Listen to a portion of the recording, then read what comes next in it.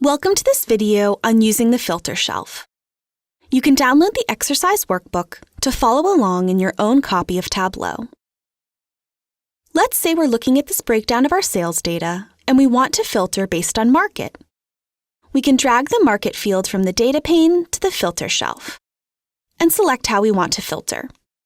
Maybe we want to exclude our domestic market, USCA. We'll clear everything else, select Exclude, and choose what we don't want. That's it. We filtered our view. But let's look into this a bit more deeply. If we right-click on that field on the filter shelf and click Edit Filter, we can bring the dialog back up. This is actually a very powerful window. Let's go through some of the features. Note that the options presented when filtering varies by pill type. For a full explanation on pill types and their impact, see the pill type video in the Why is Tableau Doing That section. This is the dialog we get when we're filtering on a discrete dimension. The first tab, General, lists all the values in the field we're filtering on. We can select all or none with these buttons, and we can either choose what we want or, using Exclude, choose what we don't want. If the list is very long, we can even search, like so. Use All can be a useful option if the list of members in this field may change and we want to ensure that we're always including every member as an input to the filter. Wildcard lets us filter very specifically. Maybe this field is email addresses and we want to exclude our company's domain.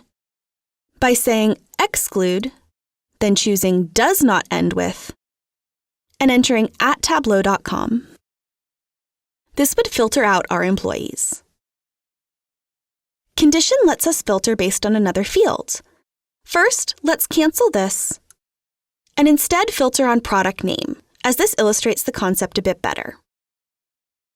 For example, let's say we only want our view to include products whose average quantity sold is greater than 1. We can do that on the Condition tab by setting the field to Quantity, changing the aggregation to Average, the comparison to Greater Than, and entering 1. If we want to make sure that this condition makes sense, Load brings in the range of values for this field so we can see what we're working with. The Condition tab can also accommodate calculations, here by formula. If you're familiar with SQL, condition is like adding a halving clause to the where. Top also lets us filter based on another field, and we can choose the top or bottom. If top filtering is giving you unexpected results, check out the video Filtering for Top and Top N. Filtering can be made more dynamic using parameters instead of constants for these conditions. There's a video on parameters with more information about creating and using parameters. That's filtering discrete dimensions. When we bring a measure like shipping cost to the filter shelf, we get a different dialog window. If our field is a measure specifically, first we're offered the filter field and asked to specify a level of aggregation. For a discussion on aggregate versus record level filtering, please see the video Where Tableau Filters. For now, we'll click All Values. And now we're brought to our options for quantitative filters. Range of values lets us select an upper and lower cutoff. The pre-filled limits are based on what's in the data source and how our view is built. Let's see what that means. Here, our view contains furniture for the LATAM market, and we see our shipping costs range from about $1 to $810. If we change this option Show from only relevant values to all values in database, we see that we have some products whose shipping costs range up to $933. At least and at most are useful options if you only need to specify a lower or upper limit. Let's take a look at another example. Right-click on the pill on the filter shelf to see how the filter is set up. Here we have a filter on profit, and the lower range is set to 0 to filter out unprofitable marks. If we click OK, We'll see how that looks in the interactive filter. But watch what happens if we roll up to product category.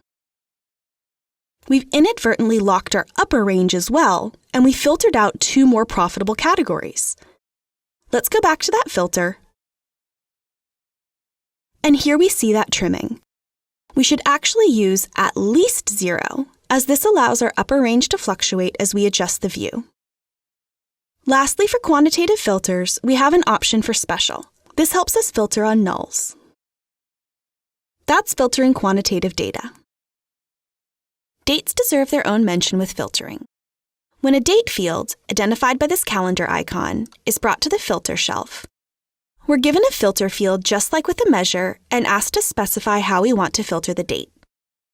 A discrete date is treated like a dimension, and there are specific discrete date parts listed here.